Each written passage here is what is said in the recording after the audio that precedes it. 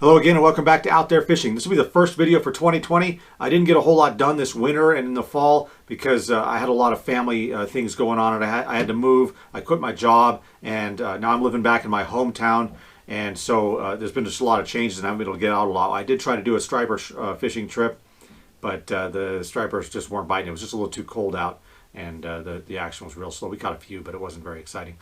So now that we're all kind of stuck inside with this coronavirus scare, I'm going to get a lot of my fly tying done because we're coming up on the season opener. And now that I'm living in my hometown, I'm about 3 miles from the river where I cut my teeth as a fisherman. I learned to spinner fish there, to use spinning gear there, and I got really proficient with that. I switched over to fly gear, and that's basically where I grew up as a trout fisherman. And so it's really exciting to be able to live close to that river again and have quite a bit of free time, not having a job. And so I'll be able to get back in there and do a lot of fishing this year. I'm just living on savings right now. But now that we're coming up on that day, my favorite day, it's time to do a lot of fly tying. So I'm going to tie up a whole bunch of flies for the preseason now that here I'm in the house, and get them ready to go. And I wanted to show you what I do for fly tying, kind of my philosophy behind it. I like flies that are simple and effective. Obviously, everybody likes effective flies. That goes without saying. But I like flies that are easy to tie fairly quickly, don't require a whole lot of skill, and that I could just know are going to work for me. So for years now, I've been carrying my fly tying gear in a bag, like this one. The first one I had, I made myself. I kind of wore it out, and then I went down to the store and picked this one up. But I carry all the fly tying gear that I need to tie basically any fly. There's some weird stuff out there that's pretty obscure that I just don't tie anyways, so it's not a problem. But I could tie striper flies, ocean flies, trout flies, bass flies, perch flies, whatever. I can tie them all out of this bag.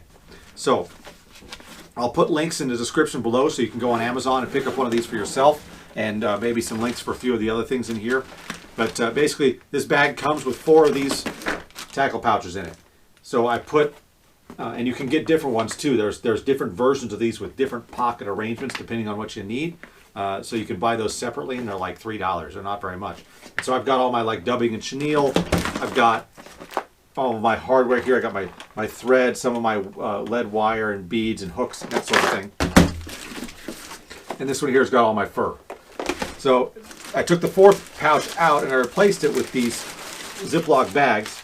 And these Ziploc bags hold a lot of my long stuff, like my all my hackle and that sort of thing. And I just find that's really convenient and easy, and it keeps the bugs out of my hackle.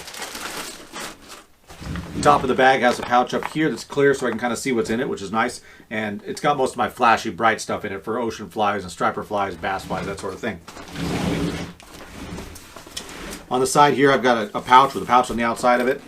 And over here, I've got most of my soft tackle and things like my wire for wire wrapping. On this other side, I've got the base for my fly vise.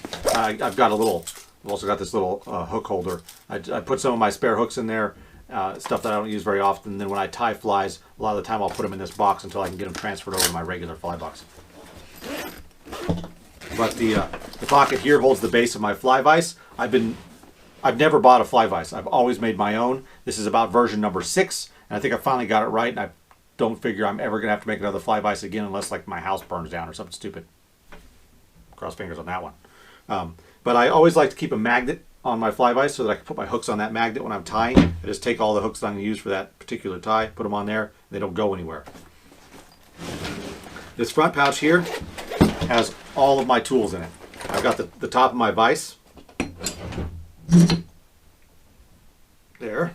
You can see the first few vices I made weren't rotary vices, and I learned to tie without them, and so I basically still tie that way. I don't really ever use the rotary, but when I built this vise, I decided to make a rotary, and this one is a super smooth rotary. It's ball bearings in there, and so it's super smooth, and I can adjust everything on here so that I can change the balance and different things like that. I could take this piece off, move it up here, and get a straight shank fly holder for different arrangements.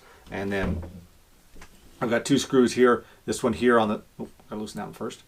This one here adjusts the width of the jaws. Hopefully you can see that. And then this one here on this below it just closes those jaws shut. So that's the fly vise I use. And then of course I've got all the standard tools, you know, hackle pliers and that sort of thing in there, and you'll see those as I do some fly tying videos. I am planning on doing some videos for fly tying. I haven't really done any of those before, but when I do, hopefully one will follow right after this video for my favorite fly, which is the bird's nest nymph. You can see a couple of them here. I'll be tying up those flies, and I'll show you that the recipe for those, and then I'll put the links for all the parts for that fly in the description, and you'll be able to go out and buy the parts for those. If you're just starting out, like if you don't have all your fly tying stuff yet, obviously you're not going to be able to, it's going to be harder to get your stuff right now because of the way the world is operating. But my suggestion is start with simple flies and find one that you like, and or maybe one that you've used a lot as you're fishing, and go, okay, I want to tie that one. It's fairly simple. And then buy just the parts for those flies. And as you do that, your total accumulation of stuff will build up.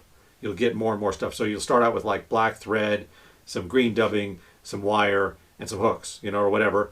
And then the next time you go out, you buy some black dubbing, and then some different colored feathers, and it goes on and on. You end up with all the fly tying stuff you could ever dream of, and a whole bunch of stuff you probably won't ever use for that one. You had this weird idea to tie the super fly, and then it didn't work out, and you never tied it again.